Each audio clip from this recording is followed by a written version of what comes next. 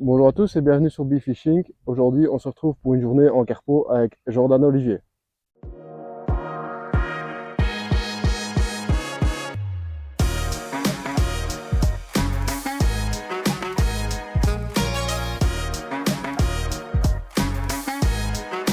Voilà, on est aujourd'hui avec Jordan pour une journée au coup en carpo. Donc Jordan, je te laisse te présenter un tout petit peu pour les gens qui ne te connaissent pas. Bonjour, moi c'est Jordan Olivier. Je pratique uniquement la pêche au coup en carpodrome. Je ne fais que de la compétition. Ça m'arrive de temps en temps de faire des journées détente ou comme aujourd'hui des tournages vidéo. Je me retrouve aujourd'hui donc sur le carpodrome du Tordoir chez Kevin. Donc c'est le premier étang du Tordoir. Un magnifique carpodrome avec énormément de poissons. Je fais régulièrement des compétitions ici. On, on sait s'amuser à tous les postes et prendre du poisson à tous les postes. Aujourd'hui, ça va vraiment être une explication sur une pêche d'hiver et début de saison. Je vais vous parler de mes différents partenaires. Donc en APA, mon partenaire c'est Kingral, qui me suit déjà maintenant depuis un peu plus de 3 ans, donc depuis mes débuts en compétition. Et j'ai la marque Matrix qui me suit depuis un peu plus d'un an grâce au magasin Polypêche à Archie. Donc voilà, Jordan va nous parler un peu maintenant des montages qu'il utilise pour ce type de carpo et pour une pêche de début de saison, fin d'hiver. Voilà, on est un peu entre les deux. Donc voilà, vas-y, je te laisse expliquer. Voilà, donc quand l'étang le permet, quand j'ai moins d'1,50 m d'eau, j'adore pêcher avec des short kits. On perd en distance, par contre on gagne énormément en rigidité en action de pêche. Sur ces petits kits-là, je mets jamais de réserve pour vraiment essayer de gagner un maximum de temps pour la mise à l'épuisette. Donc c'est vraiment que l'élastique sur 1,50 m qui travaille. Dans des petites shorts comme ça, sur des pêches hivernales, je monte soit du 1,8 ou du 2 mm.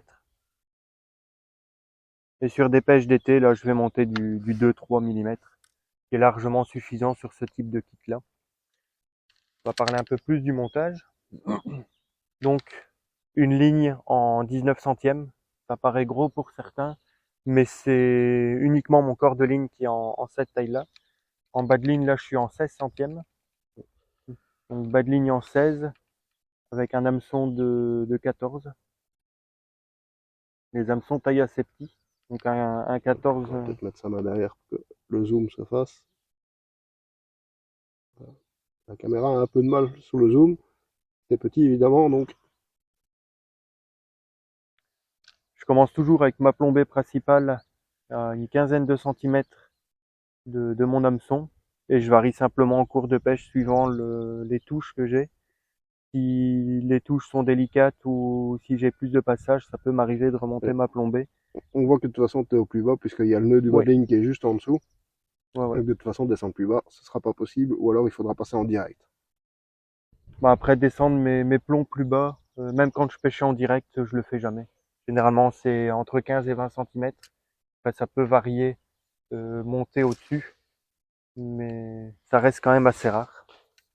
Alors petite particularité pardon au niveau des flotteurs, c'est que pour connaître un peu Jordan, je sais qu'il n'utilise pas des flotteurs entre guillemets commerciaux, Non. mais des flotteurs faits par Paul Walmack, donc que vous pouvez trouver sur Facebook.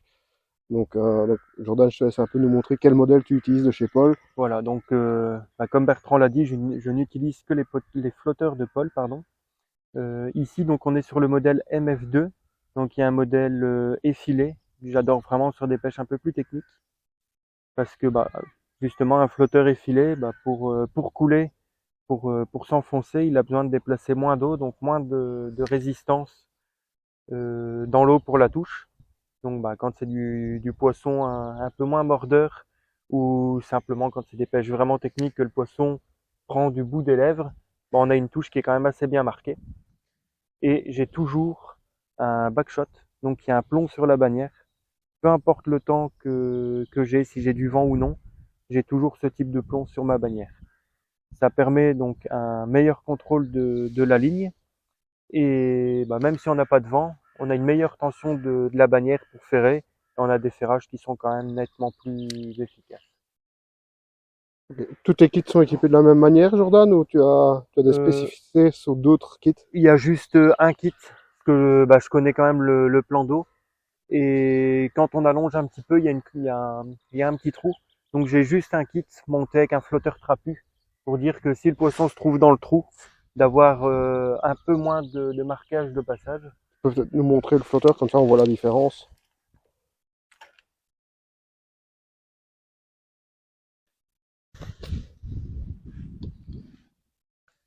Donc là, on est toujours sur un flotteur de chez Paul.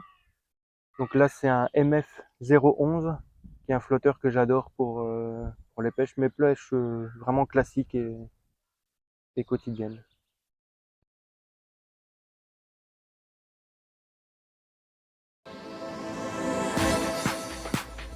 Donc voilà, pour une pêche d'hiver, je préconise toujours du pelet de 2 mm.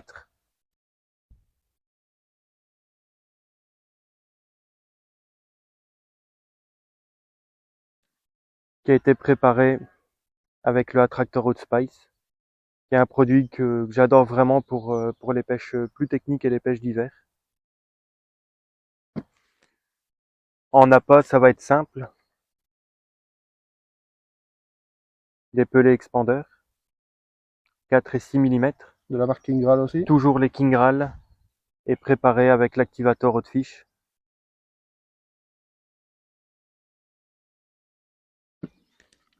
Et si la pêche se complique un petit peu, on a prévu quelques asticots pour l'hameçon.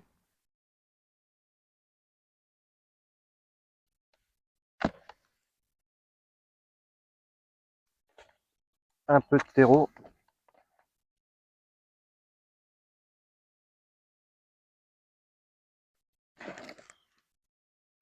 Et quelques pelets mous. Donc les Spicy Crabs sont vraiment mes pelets favoris pour l'hiver. On a vraiment la parfaite concordance entre épices et carnet. Donc ça se marie très bien pour les pêches hivernales. Et ce sont des 6 mm, hein, parce que 4 et 6, ouais. Ok. Il y a les deux tailles chez King Graal en pelés mous.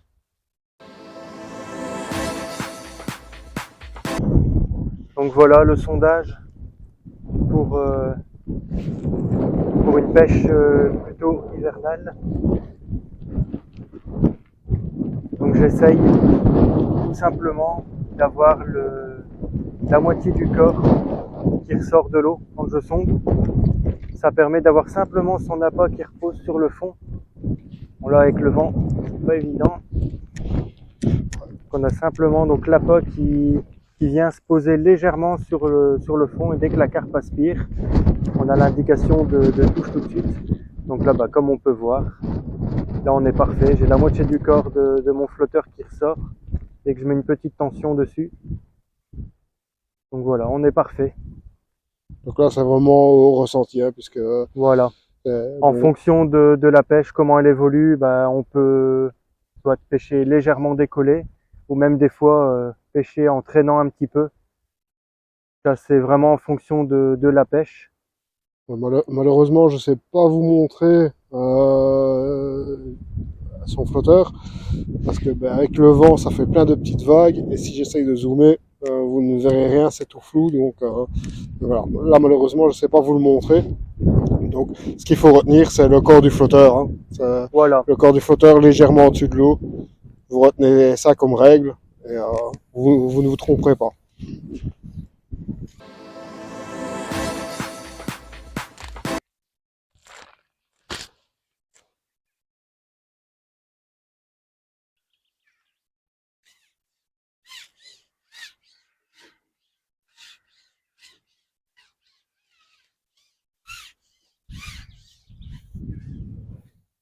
Donc là, tu commences à quelle distance? Alors là, bon, c'est particulier parce que comme je pêche avec un kit short, j'ai le talon de 13 mètres en main, mais j'ai un bout numéro 3 short aussi. Donc là, je suis à 10 mètres, 10 mètres 50 plus ou moins. Et donc ici comme canne, Jordan utilise la MTX4 Ultra de chez Matrix. Ouais, c'est ça, Donc en V2, si je ne me trompe pas. c'est tout à fait ça.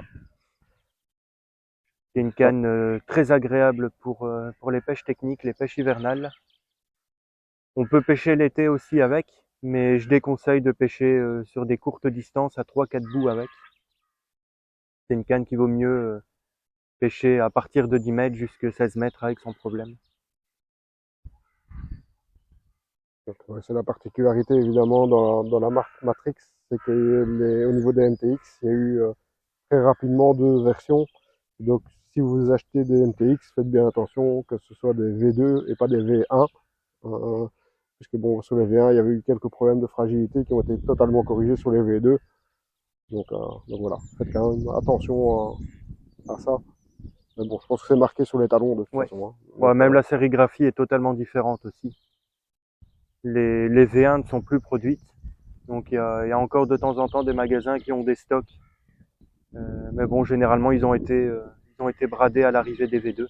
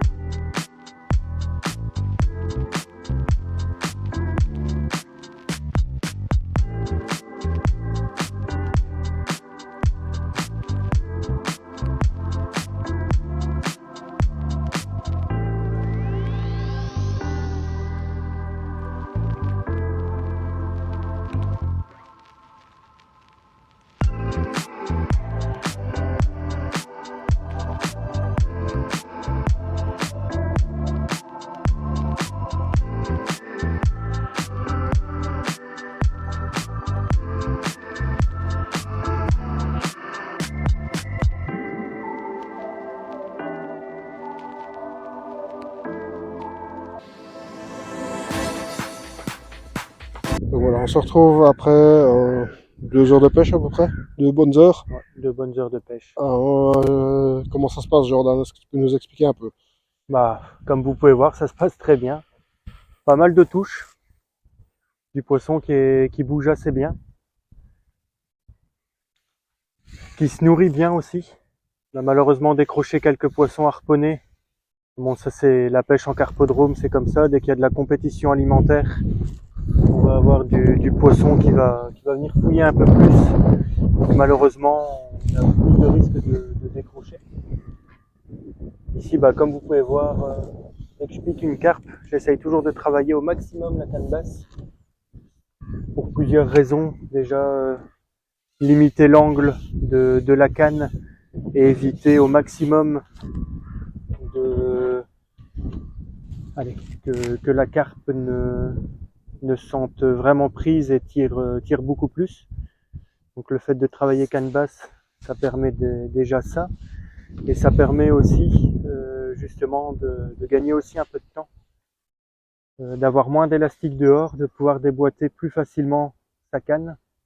Que si on a la canne en hauteur, bah pour déboîter, on doit rebaisser sa canne. Donc on ferme un peu l'angle et là on a un risque de décrocher le poisson. Puis bah, l'hiver, le fait de travailler canne basse, ça évite, justement comme les carpes ont la gueule beaucoup plus tendre, ça évite des décroches inutiles.